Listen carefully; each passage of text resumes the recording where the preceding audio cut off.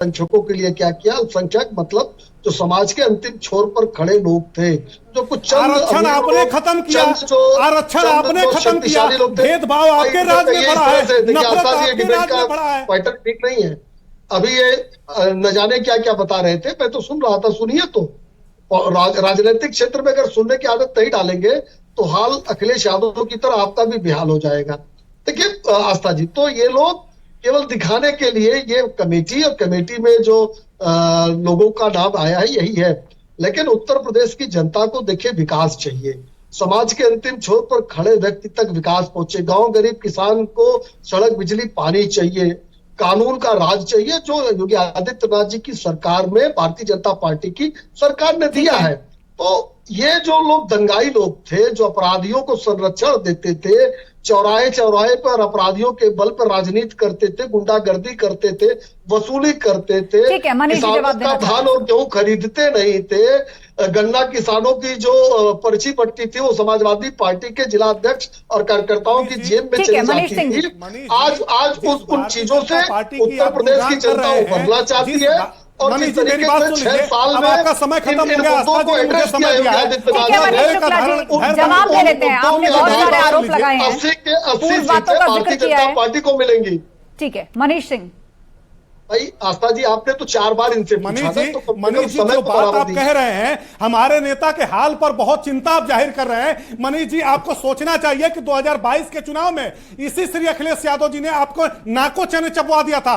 40 helicopter लेकर घूम रहे थे, 12 चार्टर प्लेन लेकर घूम रहे थे। 272 सीटें हमारी एनडीए की आई है, 125 कभी इतनी सीटें अखिलेश यादव यादव को नहीं मिली है। आप कह रहे हैं हार गए हम लोग। 2 करोड़ 96 अगर इसी को आप जीत मानते हो तो जीरो सीट को भी जीत मान लेना आप 2024 के चुनाव में। आपको पता चल जाएगा कि श्री अखिलेश यादव जी के नेतृत्व 14 में हारे, हमको पता चल गया।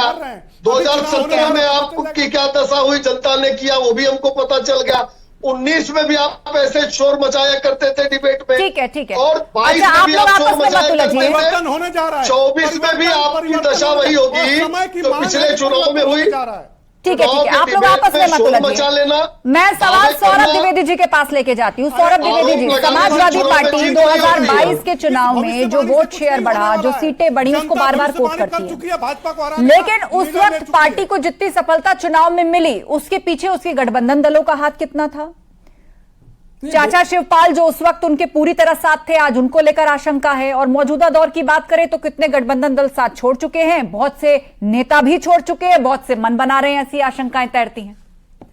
देखिए मूल बात वही है कि आप आज ओपी राजभर जी के बारे में जो बातें कह रहे हैं वही बातें आप कभी शिवपाल जी के बारे में आप लोगों ने बोली है।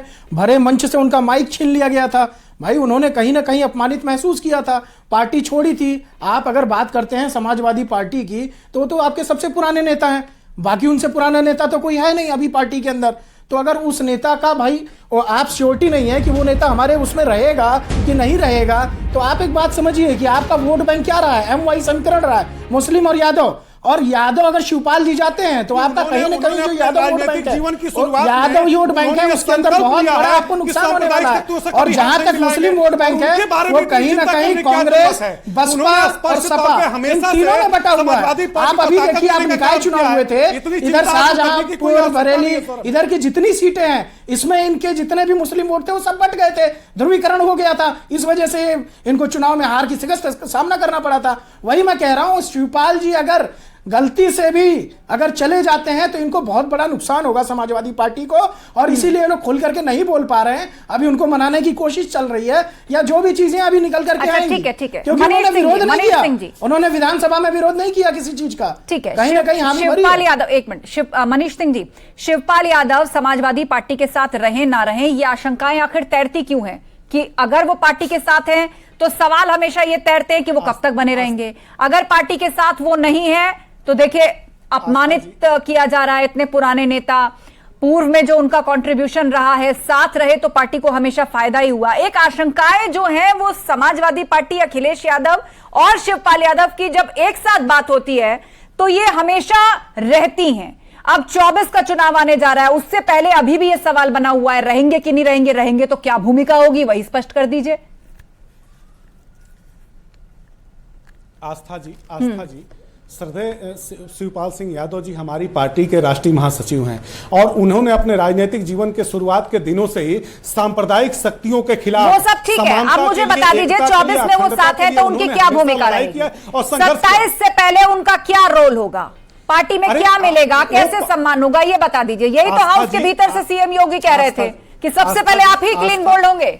आस्था जी ठीक है, आस्था जी वो बोलिए, 10 हमारी सेकंड पार्टी मुझे के शो क्लोज प्रमुख करना स्तंभ है। हैं और वो राष्ट्रीय महासचिव हैं। इससे बड़ी जी आस्था जी, और वो राष्ट्रीय महासचिव हैं, बहुत बड़ा जिम्मेदारी का ओहदा उनके पास है और वो पूरे उत्तर प्रदेश की राजनीति में जिस तरह से श्रद्धेय श्री अखिलेश यादव जी की नीतियों और विचारों को लेकर के हमारा संघर्ष कर रहे हैं और लोगों के बीच में जा रहे हैं, उसका नतीजा है कि बीजेपी घबराई हुई है और जो इस तरह की बातें कर रही है। आप आरोप लगा रहे हैं कि बीजेपी की घबराहट है, लेकिन दूसरी तरफ ओपी राजभर कह रहे हैं कि जल्द ही साइकिल छोड़ देंगे शिवपाल यादव और बीजेपी, उसके तमाम बड़े नेता, यहां तक कि मुख्यमंत्री योगी आदित्यनाथ उन्हें समय समय पर सलाह देते नजर ही आते हैं कि सोच लीजिए, विचार कर लीजिए, सही राह पकड़ लीजिए, अभी भी वक्त है। आप सभी मेहमानों का बहुत शुक्रिया इस चर्चा में शामिल होने के लिए और इसी के साथ महाबहस में इतना ही। खबरें जारी हैं, आप बने रहिए हमारे साथ।